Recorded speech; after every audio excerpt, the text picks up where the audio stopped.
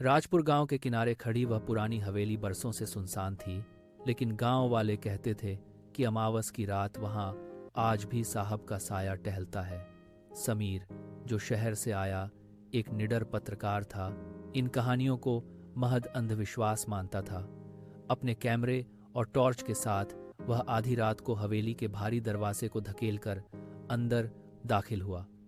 अंदर की हवा बर्फीली थी और हर कदम पर पुरानी लकड़ी के फर्श से चीखने जैसी आवाजें आ रही थीं, जैसे घर उसे अंदर आने की चेतावनी दे रहा हो।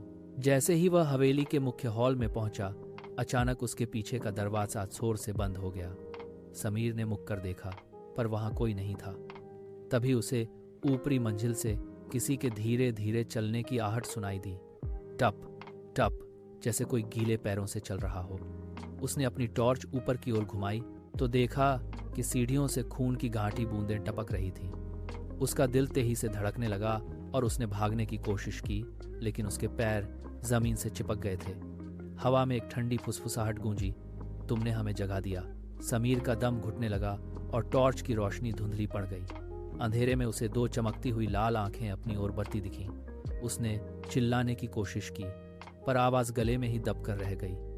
अगले दिन सुबह गांव वालों ने हवेली का दरवाजा खुला पाया, लेकिन समीर का कहीं पता नहीं था। कमरे के बीचों बीच सिर्फ उसका कैमरा पड़ा था, जिसमें आखिरी तस्वीर एक धुंधले साये की थी, जिसका हाथ कैमरे के लेंस पर था और समीर के गले के चारों ओर लिपटा हुआ था। House with a white picket fence and a well kept